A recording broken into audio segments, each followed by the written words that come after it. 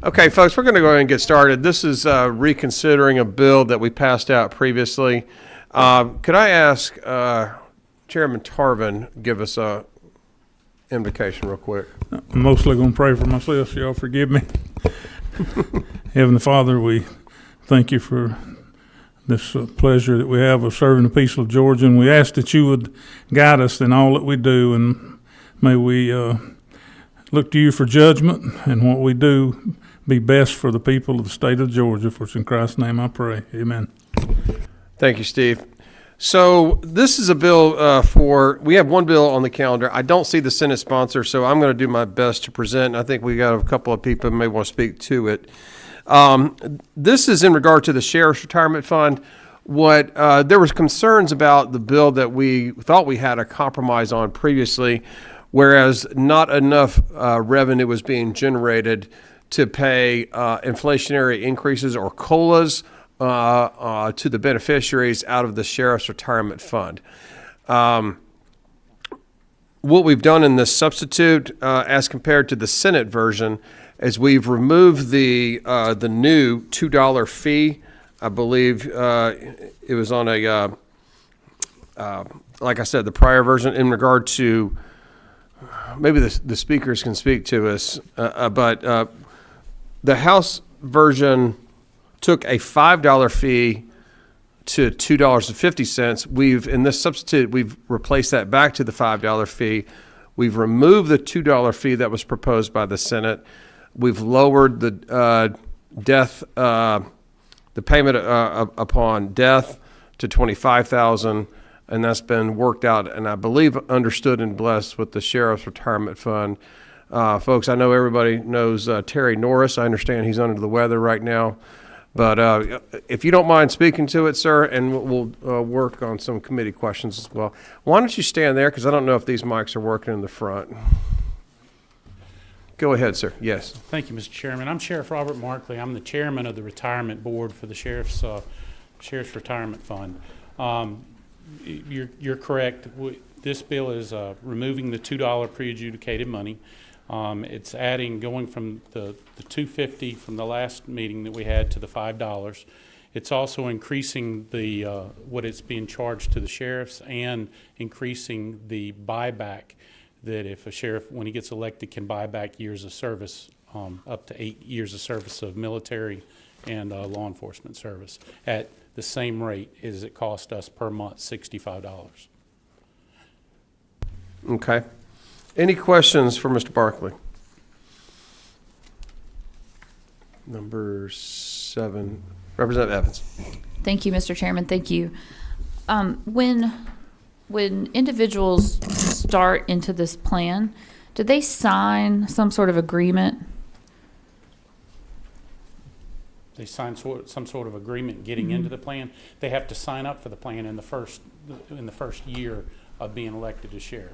And that would set forth, if you give this much, this is how much you get, sort of the agreement between the fund and the sheriff. Correct.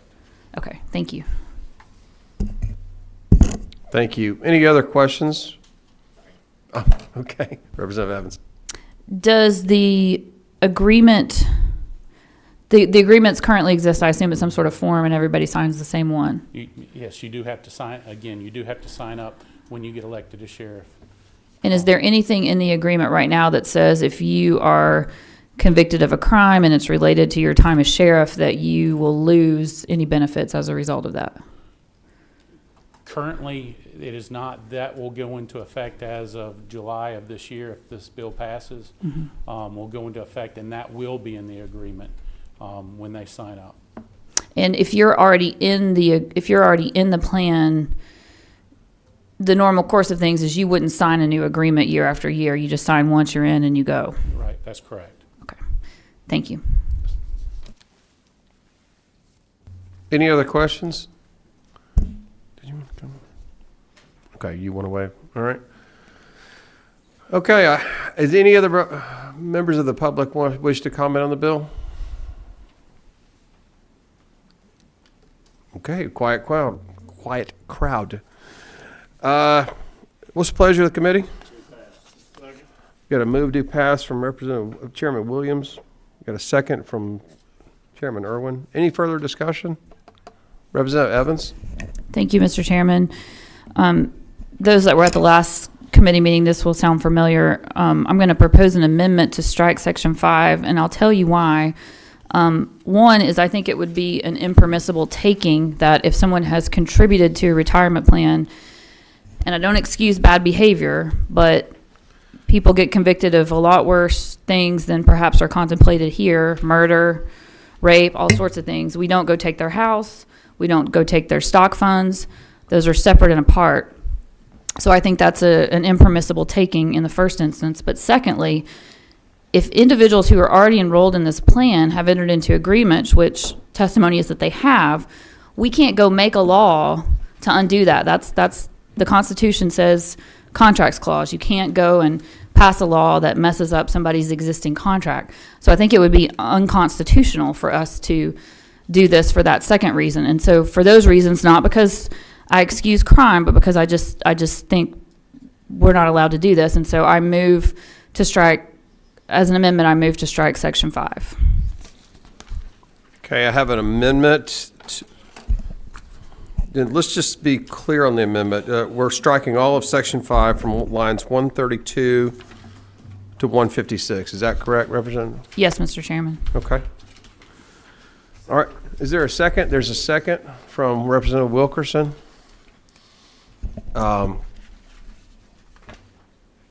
The Senate sponsor says he's on his way. I don't know if I want to wait on him or not. Any further discussion on the amendment? We're in a move to pass with considering an amendment. We have a move and a second on the amendment. We had a further discussion on the amendment. Number 10. Yes, sir. I was just Chairman, Vice I'd Chairman like to Franklin. speak to the amendment. Sure. I think we need to leave it in there. I know we did this last time, but I don't see an issue with it. And I'd like to do it for a vote again, but I'm happy to please the chair whichever way he wants to do. Okay. We have another, I saw number 1. Chairman Tarvin. If this is appropriate, may I ask who put the amendment in the last time? So I can answer that unless, Mr. Barkley, you wish to step back up and mention why if you could mention in Terry's absence, why this language in Section 5 in regard to forfeiture upon a conviction, why They didn't put it in. why this language is in the bill. Yeah, my question is, did y'all put the amendment in, or who put the amendment in the other day? This Section 5 was put in. I didn't know the sheriff's department was aware of it. So I believe it came over from the Senate that way. Okay. And it was we had actually put it in the original language. And again, it was just an effort to show y'all that we're willing to step up to the plate and hold ourselves responsible. That if we did something in violation of the law in the course of our duties, that we're holding ourselves responsible, saying that we shouldn't be entitled then. I absolutely get what the representative is saying, but again, it was just an effort just to show y'all we're willing to hold ourselves responsible too. Thank you for that. I think Representative Buckner was next. I guess you've heard the expression, no good deed goes unpunished. I understand what you are trying to do here and appreciate it, but it seems like if we do this, we are setting ourselves up for having something that is not quite legal. And if we do it just for the new members and not for the ones that we already have a contract for, then we've set up another problem. So it seems the simplest way to fix it is to just remove it. Do you have a problem with it being removed, other than the statement you wanted to make?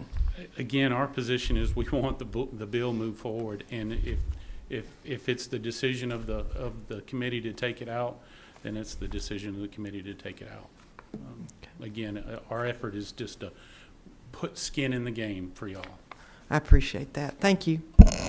Understand. I think Representative Wilkerson is next. Dave? Yeah, thank you, Mr. Chairman.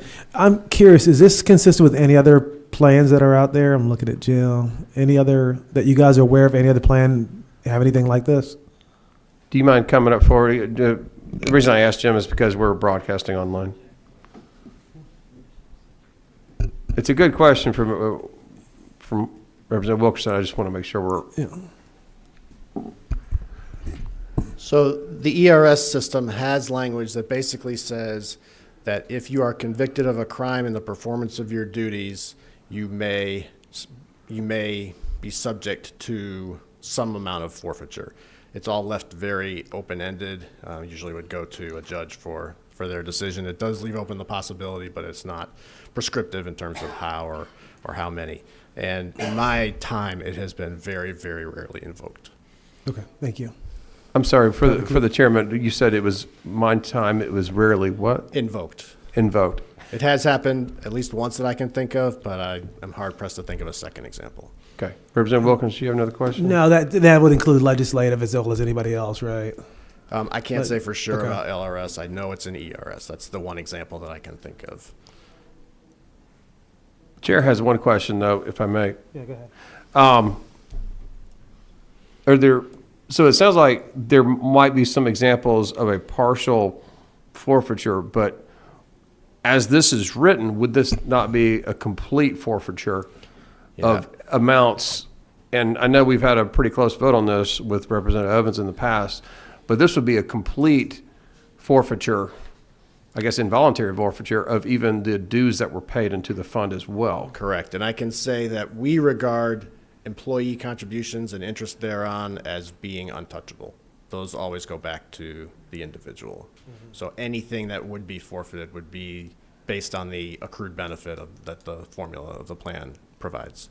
So in Title 47 in our pensions and retirement code, this would be new territory for us in regard to forfeiture of employee contributions. I'm not aware because of in the any other past it has just been forfeiture of a portion. You can argue that that would be employer contribution, correct? Correct. Okay. I just want to make sure I'm clear. David, do they? No, I'm taking my light off. Okay. Vice Chairman Franklin. Yeah, I just like the idea of holding people accountable, but I definitely don't want to, just cause an issue here or make it unconstitutional and not do it just to do it. But if it's a new precedent, then I'm willing to waive my, whatever you call it, the required. So amendment. there's not, you would just be voting against the amendment as far as Robert's Rules of Order? But I'm fine to just waive that. It's okay to accept the amendment or whatever you want to. Okay. So we're still discussing Representative Evans' amendment to strike Section 5 in its totality. So you're removing you're announcing that you're removing your objection to her amendment. Is that correct? That's correct. Okay. Representative Bentley. There we go. Stinson. I'm so sorry. No And worries. she represents my home county too. That's right. Thank you.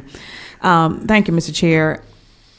As I'm taking in everything that's been said, I too appreciate what you're saying. You want to have some skin in the game and show that you're holding yourselves accountable, and I truly commend you for that.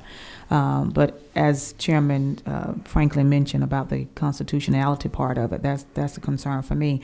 But is there a way that, Mr. Chairman, that maybe, because I really do want you all to be held accountable. So how can we still make, if we have to, we at the last hour here now, so we need to go ahead and get this on out. But is there a way we can come back next year maybe and add some language, some kind of way to make sure that, you can be held accountable maybe? I don't know. I just want to see that piece being added in there some kind of way without creating another layer of problems.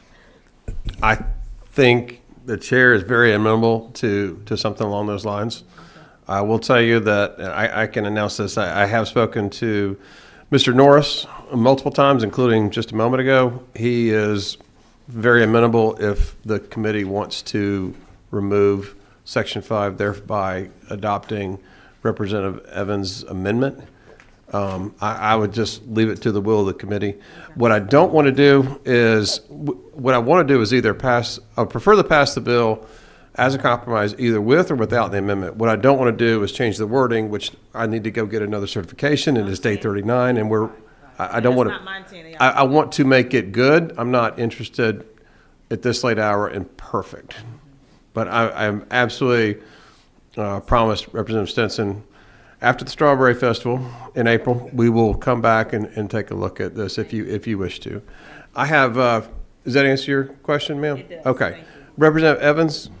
Thank you, Mr. Chairman. I just wanted to say to Representative Stinson and Chairman Franklin and anyone else who's concerned about the skin in the game, I will commit to working with whoever in the next year, because perhaps it's language we need across the board, and not just picking and choosing which benefit plans it's in, but something that would be constitutional and something that would be fair, or at least even-handed across the board. And so that's my public commitment, that we could work on that together, and I appreciate what I hope is anticipating that everyone will support the amendment. So thank you, everyone, and thank you, Mr. Chairman. Any other questions on the amendment? Okay, I see Mr. Griffin in the back from Department of Audits and Accounts, and I see Carol back there. Can you just tell me, rather than come at the podium, either thumbs up or thumbs down, how quickly could you get a certification if we were to adopt this amendment to remove this, what I think is non-fiscal language? Could we get a new certification pretty quickly? Can you give me a thumbs up that it would be pretty quickly? Okay, so we're holding Carol to a thumbs up. Okay. All right. As long as we can get it returned to you pretty quickly as soon as we get it from Legislative Council. We cannot certify it without a lesson number. To the state auditor very quickly. So I think Ben wants me out of his hair, out of his curly hair, so I will appreciate it, Ben. Okay. Well, these microphones are not working if you want to sit on the front row. Okay, we have a move, we have a do pass, we have a second, we have a move on the amendment and a second on the amendment. Oh, Chairman Williams. I've got one question. I know Representative Evans is very astute in the law and everything, but why would Lead Council draft something if they knew it would not hold its weight? And I'll ask the kind representative. I'll let Representative Evans answer that, and if I could have, does your mic work, Ben? Okay. Go ahead, Representative Evans. Thank you. Thank you, Mr. Chairman. Thank you for the question. Not to speak for Ledge Council, but I've had it explained to me this way. We might advise you that things are unconstitutional or that they might be preempted by federal law, but we do things in this body all the time that are both, because Legislative Council will still draft what we ask them to draft, and then it's up to us whether we pass it or not. Okay, well, I respect your opinion, but I got to be a hard no on that, but thank you. Understood.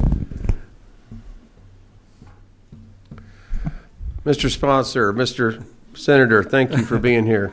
Thank you, Mr. Chairman. I know you're presenting a bill, 5 minutes ago, 6 minutes ago? Yes, sir, in higher education downstairs. Okay, let me just tell It you. did not go that well. I didn't behave myself very well either, so I Well, had to that's Chuck apologize Martin's to committee. the I'm not going committee, to so- ask you to, I'm not going to hold you. I'll be nice. So the posture of the committee is we've worked out a compromise with the Sheriff's Retirement Fund. From the Senate version, we've removed the $2 fee. We've lowered the death benefit, but we've gone back to the Senate language on a $5 fee. It's my understanding that the Sheriff's Retirement Fund is 102% funded. However, the actuarial studies have said you still can't pay COLAs for various and sundry reasons, probably because of increasing numbers of beneficiaries. But this will help them to pay COLAs to their beneficiaries. Again, no cost to the state. We're in a motion do pass with a second. We have an amendment from Representative Evans to strike Section 5.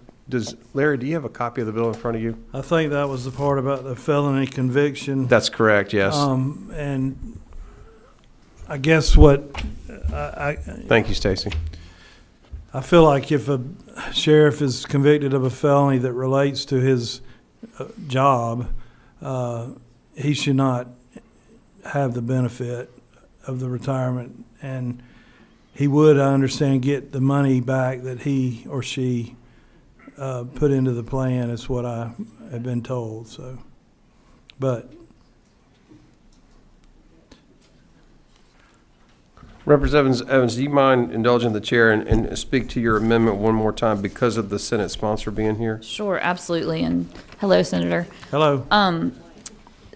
the concern of Section 5 is that it would be a taking, because not only would the member lose sort of the gain from their money, but they lose their investment too. They lose it all under this language. And so because it would be a taking, I think there's a constitutional problem for that reason. It's also not something that we do. You know, people that are convicted of murder and rape, we don't go take their house, we don't take their stock accounts. And I understand what you're saying, and I appreciate that the Sheriff's Association has said we wanted to show the legislature that we have skin in the game, but I worry about the constitutionality of that. And then secondly, when I asked today whether sheriffs who sign into this plan, they've signed an agreement that says if I give you this, then I get this. And so that's a contract, and that's another potential constitutional issue. If we change it by legislation after somebody's already made an agreement, that's a violation of the contracts clause of the Constitution. So because I do support the underlying bill and don't want to see it bogged down in constitutional issues, I had proposed to simply strike Section 5 with a commitment to anyone within the sound of my voice, not to get all preachery about it, but anyone under the sound of my voice, I'll be happy to work with folks next year to make sure that not just this retirement plan, but all retirement plans have some sort of legal, constitutional way to stop benefits going forward without being an unconstitutional taking, and that it apply across the board. And not trying to mess up your legislation, just really trying to make sure we stay copacetic. All right, so, fair enough. Sounds fair to me. And to the Senate sponsor, I just wanted to read lines just very specifically in regard to, and I don't want to speak for her, but what I think is Representative Evans' concerns. Line 146, if such conviction stands, after all possible appeals, line 147, all contributions to the fund made by or on behalf of such member, including any interest thereon, shall be forfeited to the fund. That, Yeah. I think, if I may, I think that's Representative Evans' concern. Yeah, I misspoke. I didn't realize it was set up that way. But Yeah. Thank you, Chairman. Okay. Any further discussion or any questions for the sponsor now that he's here? We're in a posture of a move to pass in a second and a move on the amendment and a second on the amendment. Any further discussion on the amendment or questions for the sponsor? Okay. Just to Representative Wilkerson. Thank you, Mr. Chairman. Just to clarify, are you okay with the amendment now that you've read that? Yes, sir. Thank you. I'm sorry, I hit it twice, David. All right. Any further discussion on the amendment? All in favor, say aye. Aye. Any opposed? No. We have one no. Can you mark that? Amendment passes, so Section 5 is pulled out. Ben, can you make note of that? Appreciate it. Now, going back to the underlying amended bill. Again, we're working on LC 560200S with Section 5 stripped out. Any further discussion on the move to pass? All in favor, say aye. Aye. Any opposed? Passes unanimously. Thank you much, Mr. Chairman. Thank you, Chairman. And Appreciate who is it, going to committee. carry this for you in the House? I can't remember. I think it was. I think it was. I think you'd be great. Okay, we'll talk.